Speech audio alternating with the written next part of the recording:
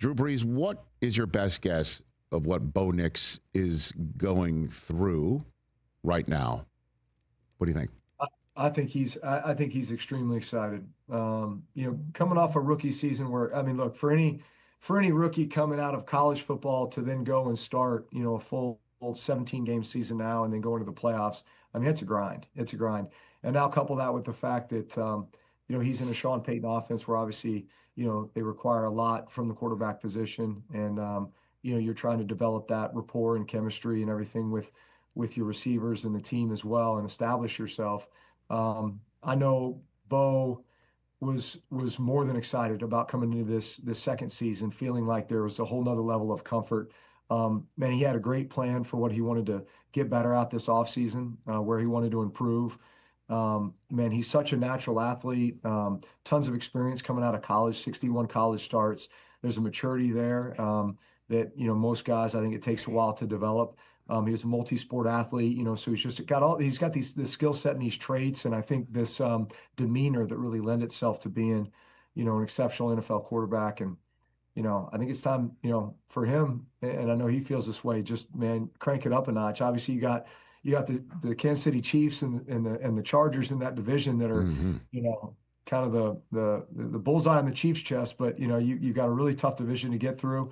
But man, that defense that they have is stout. I know Sean Payton wants to run the ball as well and establish the run that sets up play action, everything else for Bo. So, I mean, shoot, I think they're poised to have a great season. Well, I mean, again, you weren't a rookie coming into Sean Payton's world. You were established, okay? Yeah. And we all know what was going on in San Diego and how you arrived in New Orleans back in the day.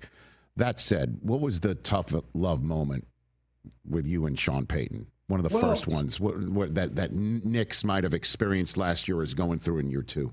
Yeah. Right So now. see, to your point, Sean Payton, his first year as head coach was my first year there, right? I was Right. his second free agent signing. So I really felt like, where that offense was then compared to how we evolved over 15 years together. I mean, it was night and day. It went from like third grade math to calculus 303, but that was an evolution over time that we kind of built together, and we had this institutional knowledge with each other. I mean, like we could look at each other and say, "Hey, remember that play we ran in 2007 against the, whatever on Sunday Night Football?" And, blah, blah, blah. And then, so there was that just rapport that was created over time.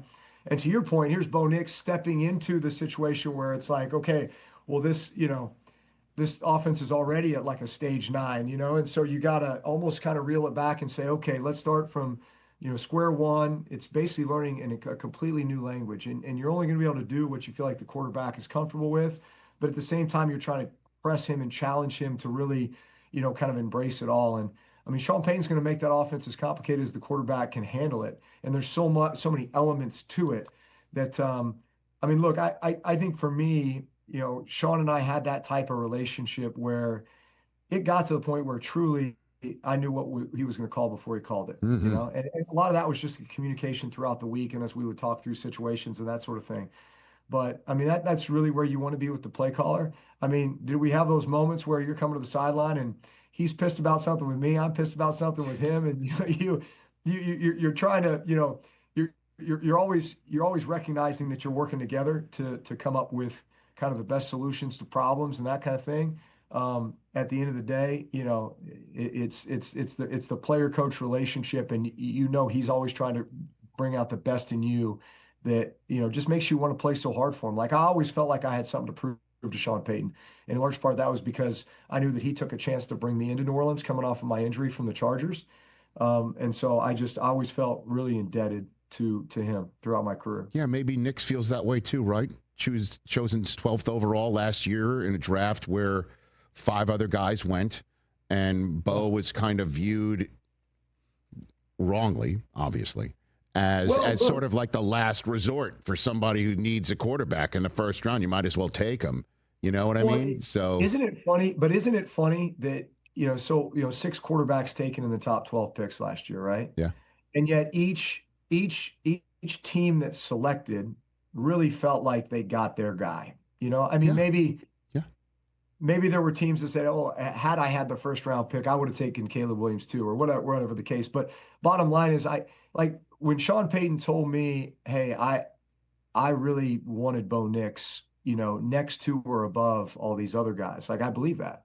And it just happened to be that Bo fell to being the sixth quarterback taken, even though that was the 12th pick, which is a really, really high pick. And Sean Payton sitting there going, well, I can make an argument that he was the best of the bunch, right? So each guy kind of has their own evaluation process, their own reason for feeling like they got the guy that they really, really wanted, that maybe fit their system or fit what they were trying to build. But regardless, I find it fascinating that in an industry that is so, so precise and so exact and put so much thought and effort into the draft process or how you're building the team or how you're kind of filling all these, positions, that you would have so many different opinions about, who the better player is or how they fit a system a certain way. But bottom line is, I think Sean Payton got his guy, and I think we're going to see that play out. It's exciting. That bandwagon's full, man. People talking about the Broncos this year and obviously what's going on with Sean Payton.